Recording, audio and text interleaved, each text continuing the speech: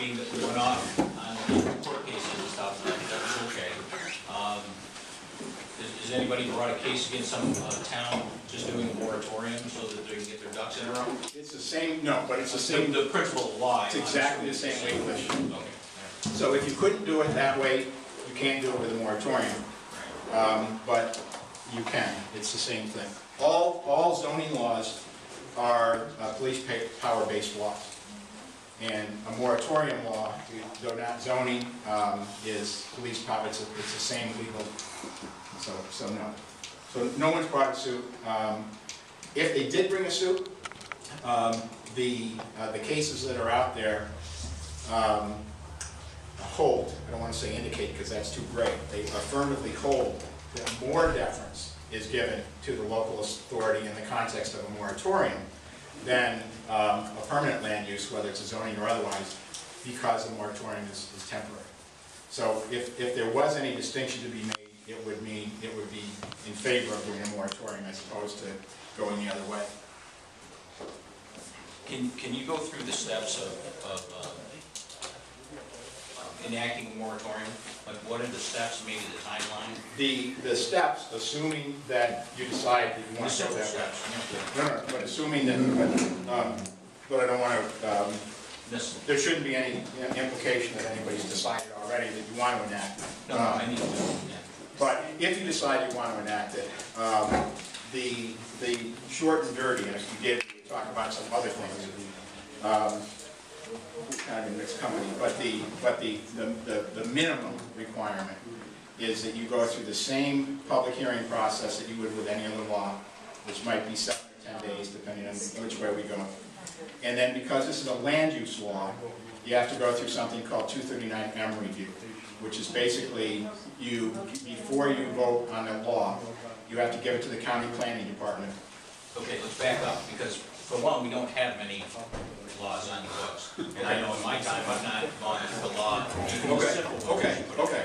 So, you know, we need to decide if we want to do that as a board, and this was part of the presentation that's giving us information for that. Okay. And so, let's say we start at the point where we decide that we want to do a moratorium. To give us that time. All right. That's where I need you to start. Okay. What are the steps through this process? So starting there, and does that include that you have, all right, so... We've done nothing. No, we've done nothing except for talking. So you have looked, have you looked at a draft? I've seen draft. I mean, in our hypothetical, is that, I don't know, to answer this question, do you have one? No, okay. We have nothing. All right, okay. Scratch. Okay. So the first thing you do, which does not mean that you've even decided that you want, that's what threw me off, does not mean that you've decided that you want to pass a moratorium. Even before that, you would, in order just to consider the moratorium, you would ask a lawyer to draft a moratorium for you to consider. That would be the first step. And in no way does that mean that you've decided you do want a moratorium. It doesn't even mean you decided you like what's in that piece of paper because you haven't even looked at it yet. So you ask a lawyer to draft a moratorium. Then you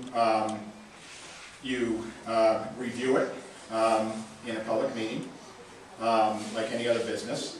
You would probably ask that same lawyer to be present to take you through it and sort of tell you what's there and if you've got any questions and why does it look like this? Could we make it look like that? The lawyer will say yes or no. So once you get, or a majority of the town board members get a form of moratorium that they would be comfortable at least voting on, which does not mean they decided how to vote yet.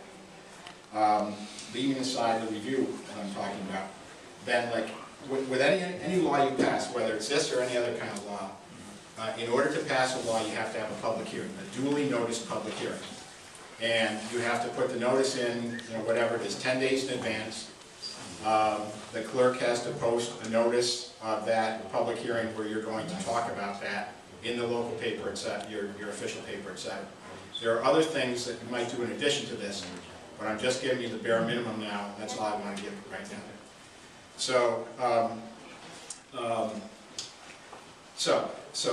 that's any kind of law. Because this is a land use law, we also have to comply with something called General Municipal Law, GML 239M, as in Mary. And what that does is that gives the county planning department an opportunity to look at the proposed land use law.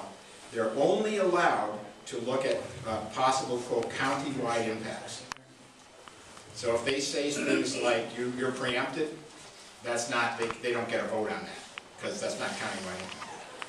But if they say, if they come up with something that's county-wide impact, you do not have to follow what they say. They do not have the right to veto what you're doing.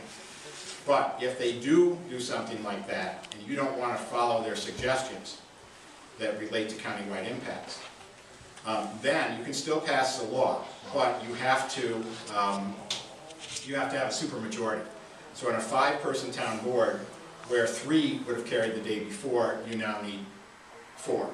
On a 9-person city council, if you needed 5, you now need 6. So on a normal law, you don't need to do that, but on a land use law, you do. So those are the bare minimums. There's some other things we recommend, but I would rather go into those in a different context. How long does that process take? On that process, you can run the 10 days on the public notice can run concurrently with the 30 days that you're going to send to the county.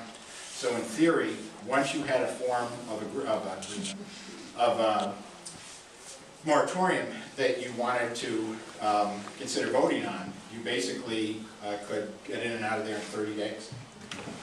Because your 10 days would run while your 30 days with the county.